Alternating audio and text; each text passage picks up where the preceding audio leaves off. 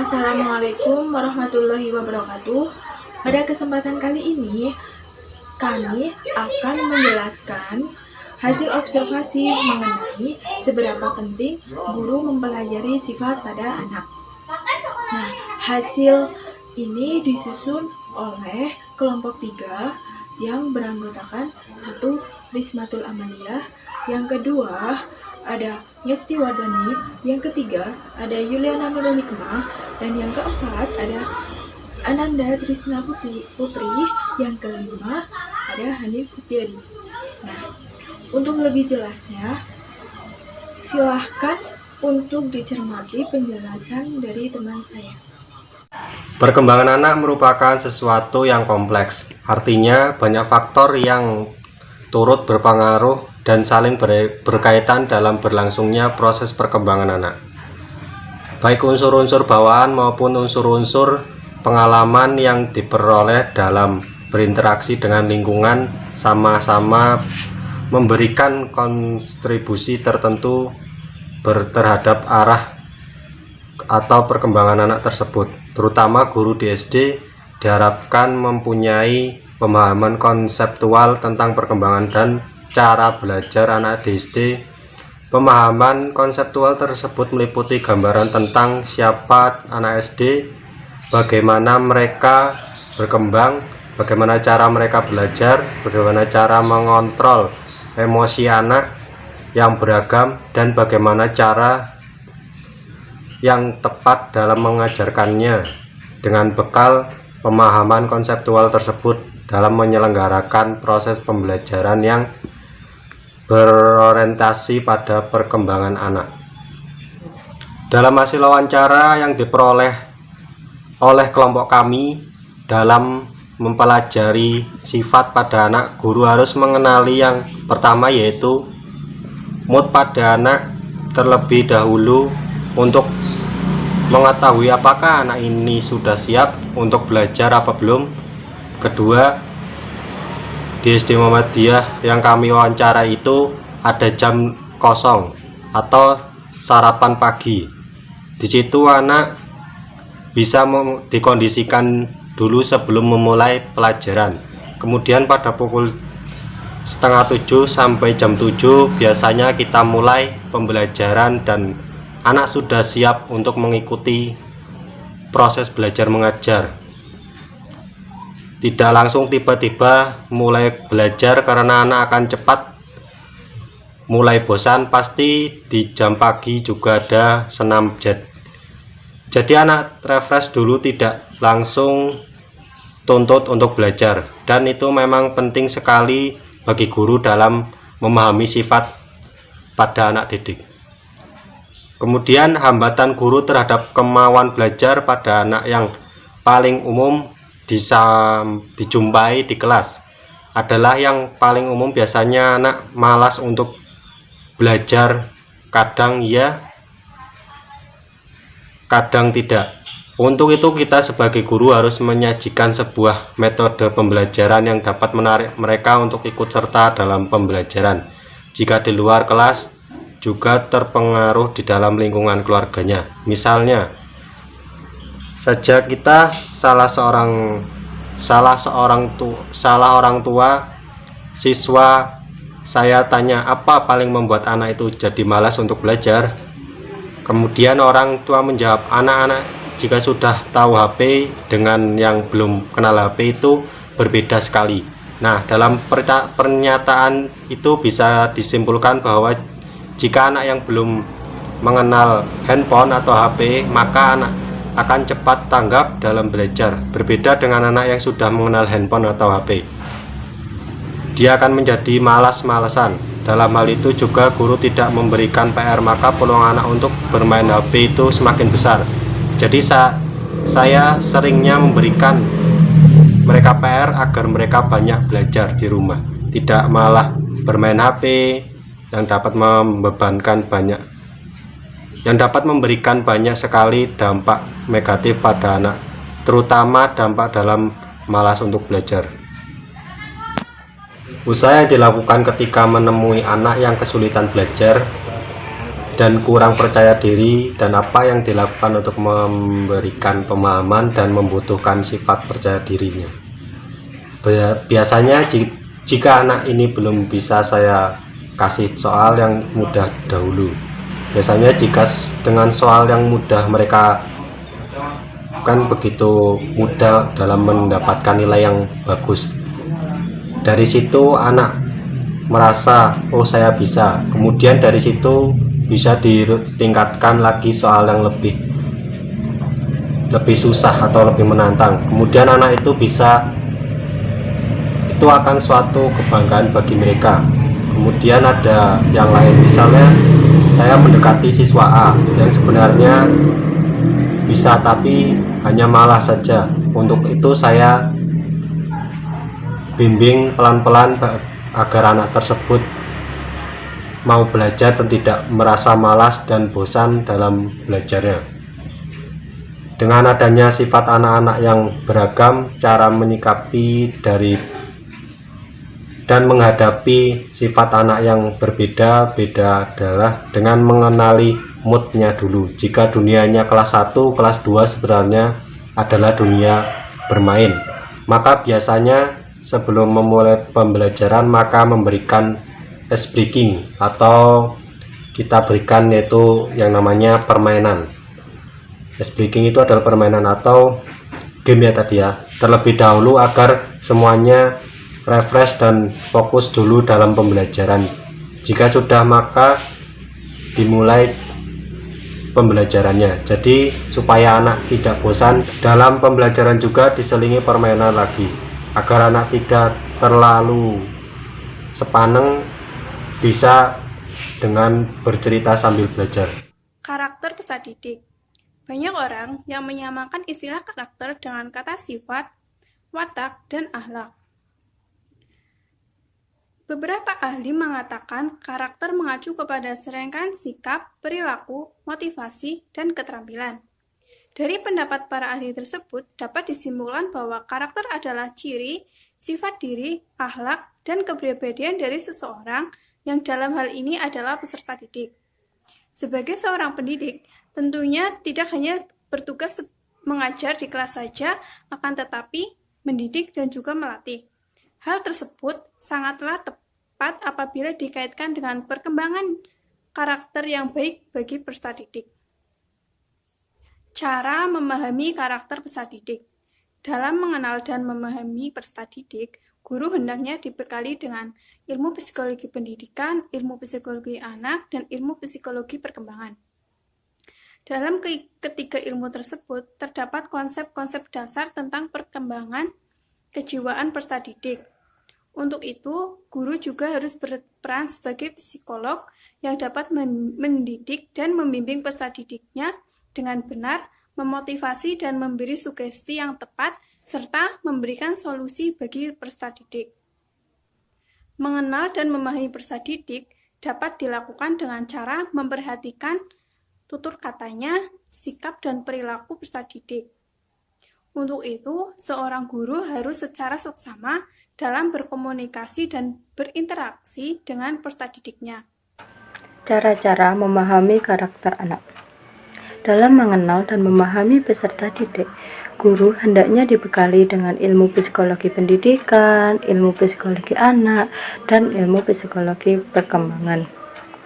Dalam ketiga ilmu tersebut terdapat konsep-konsep dasar tentang perkembangan kejiwaan peserta didik yang sangat membantu guru dalam mendampingi mereka.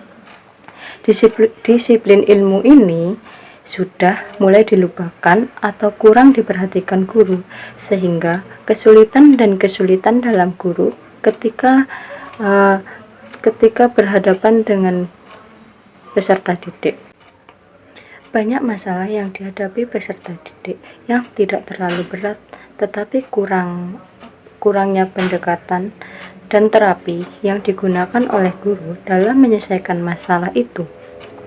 Hal ini tidak menghasilkan penyelesaian secara tuntas dan masalah itu tetap menyelimuti peserta didik dan memberatkan langkahnya dalam meraih cita-cita. Untuk itu, seorang guru juga harus berperan sebagai psikolog yang dapat mendidik dan membimbing peserta didiknya. Guru dapat menjadi motivator dan memberi sugesti yang tepat, serta memberikan solusi yang tuntas dan menyelesaikan masalah anak didik dengan memperhatikan karakter dan kejiwaan peserta didiknya.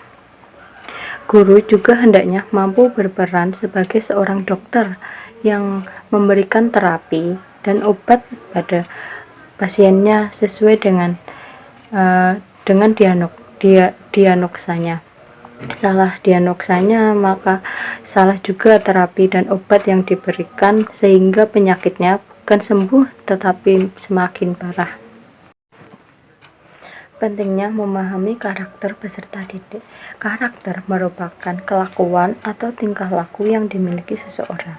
Maka dari itu, karakter merupakan suatu sifat yang melekat pada diri sehingga sangat sulit untuk dirubah. Setiap orang pasti memiliki karakter yang berbeda-beda. Siswa juga memiliki karakter yang sangat berbeda.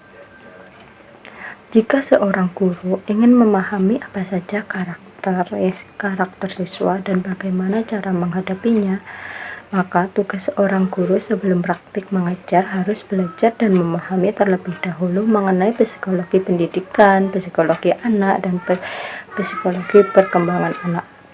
Dalam ketiga ilmu tersebut terdapat konsep-konsep dasar tentang perkembangan kejiwaan peserta didik yang sangat membantu guru dalam menghadapi mereka dan memilih metode apa yang cocok untuk diajarkan kepada peserta didik. Sesuai dengan karakter mereka, dan tugas guru tidak hanya mengajar, tetapi harus mendidik dan membimbing siswa ke arah yang lebih baik dari sebelum dalam hal tersebut. Dalam hal perilaku, emosi, sosial, cara berbicara yang baik, guru harus membimbing dan memberi arah bagaimana harus bersikap dan lebih baik. Dengan cara guru tersebut terlebih dahulu harus bersikap baik, bertutur yang lembut, lemah lembut, harus bisa menyelesaikan berbagai masalah yang timbul di peserta didik dan bagaimana cara menyelesaikannya. Guru tidak hanya berperan sebagai seorang pendidik di bidang akademik saja, tetapi berperan sebagai orang tua kedua di sekolah yang bertugas mengajar anak di kelas, mendidik anak agar menjadi pribadi yang lebih baik, dan membentuk karakter anak menjadi lebih baik dari sebelumnya. Manfaat mengenal dan memahami karakteristik peserta didik. Bagi guru, manfaat memahami dan mengenal karakter peserta didik sangatlah penting. Guru akan dapat memetakan kondisi peserta didik sesuai dengan karakteristiknya masing-masing. Guru dapat memberikan pelayanan prima dan memberi tugas sesuai dengan kebutuhan dan kesanggupan peserta didiknya. Dengan demikian, guru dapat mengembangkan potensi yang dimiliki mereka berupa minat, bakat, dan kegemarannya, dan berusaha menekan potensi negatif yang mungkin muncul dari karakter anak didik yang tidak baik yang dimilikinya. Jadi dapat diartikan bahwa minat adalah kekuatan yang mendorong untuk anak memperhatikan, merasa tertarik, dan cenderung senang terhadap suatu aktivitas sehingga mereka mau melakukan aktivitas tersebut dengan kemauannya sendiri. Antara memahami sifat pada anak antara lain yaitu dapat menciptakan ruang kelas yang tepat bagi peserta didik, dapat memberikan motivasi-motivasi atau nasihat terhadap anak-anak memang di saat umur itu membutuhkan dorongan yang lebih besar, dapat memberikan pelajaran mengenai akidah akhlak yang mendalam, dan menerapkan akibat-akibat bagi yang melanggar aturan-aturan tertentu. Dapat berinteraksi dengan baik terhadap peserta didik dengan mengemukakan topik-topik yang mungkin sangat disukai pada umur peserta didik tertentu. Kemudian dapat memberikan metode pembelajaran yang menarik dan bervariasi, mengetahui pelajaran seperti apa yang sangat dibutuhkan dan yang kurang dibutuhkan, memberikan dorongan bagi peserta didik yang mungkin menurut kita dia kurang bisa berinteraksi dengan yang lainnya, dapat mengendalikan diri agar tidak membeda-bedakan anak yang satu dengan anak yang lainnya, Dan yang terakhir, dapat memahami peserta didik dengan baik. Faktor yang mempengaruhi perilaku siswa di sekolah.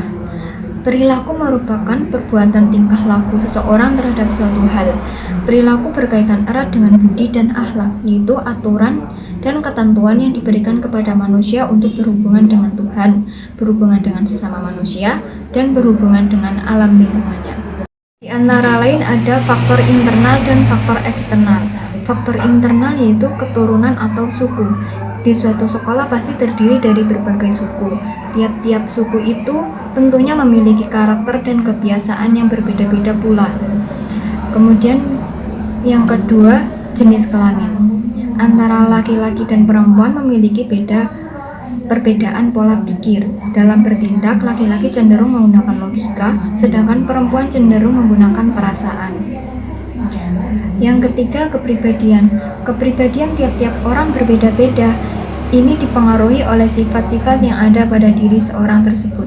Namun, dapat pula dipengaruhi oleh faktor eksternal luar dirinya.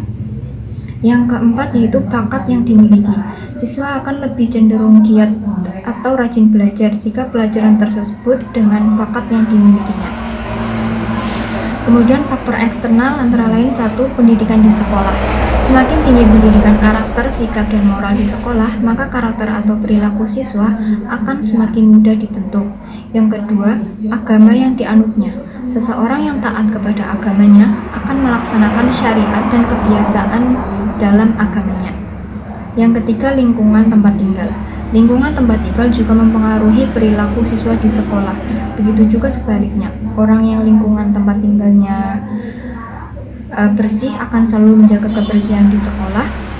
Orang yang lingkungannya tempat tinggalnya kurang bersih, maka kesadaran akan kebersihan di sekolah juga sangat kurang. Yang keempat, perhatian dan kasih sayang orang tua. Keluarga merupakan tempat pertama pembentukan perilaku anak. Kurangnya perhatian orang tua terhadap anak akan berpengaruh besar terhadap sikapnya. Siswa yang sering berbuat jahil atau nakal di sekolah bisa saja disebabkan oleh kurang perhatiannya orang tua di rumah. Kemudian yang kelima, pergaulan sehari-hari. Pergaulan di sekolah maupun di luar sekolah akan mempengaruhi perilaku siswa. Jika bergaul dengan orang-orang yang bisa dikatakan tidak baik, maka perilaku siswa tersebut tidak baik.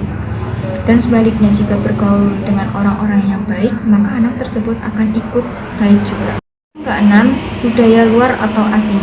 Di zaman ini, perkembangan globalisasi sangat pesat. Banyak budaya-budaya luar yang masuk ke Indonesia. Hal itu dapat berpengaruh baik atau buruk terhadap anak. Jika memang anak tersebut dapat memfilter atau menyaring budaya tersebut dengan baik. Jika siswa tidak mampu menyaringnya, maka akan berpengaruh terhadap sikap dan tingkah lakunya. Yang terakhir yaitu masalah cinta. Di era sekarang, masalah cinta banyak melanda siswa. Siswa yang sedang dilanda masalah cinta akan cenderung lebih pendiam dan bermenung, atau bahasa kerennya lagi galau. Dari hasil observasi yang sudah dijelaskan tersebut dapat disimpulkan bahwa seberapa penting guru mempelajari sifat anak, yaitu yang pertama ada perkembangan anak sangat berpengaruh terhadap potensi dan cara belajar anak. Yang kedua, ada seorang guru harus memahami gaya belajar anak supaya dapat memaksimalkan potensi belajar anak. Yang ketiga, ada memahami gaya belajar anak dapat membantu dalam proses belajar mengajar yang lebih efektif dan efisien. Demikian presentasi dari kelompok 3. Kami mengucapkan terima kasih kepada dosen pengampu mata kuliah Psikologi Pendidikan, yaitu Bapak Patria Jatikusuma, SPSI, MPSI, Psikolog, yang telah bersedia mengampu kami sehingga presentasi ini dapat terlaksana. Semoga apa yang kami sampaikan dapat bermanfaat. Sekian dan terima kasih. Wassalamualaikum warahmatullahi wabarakatuh.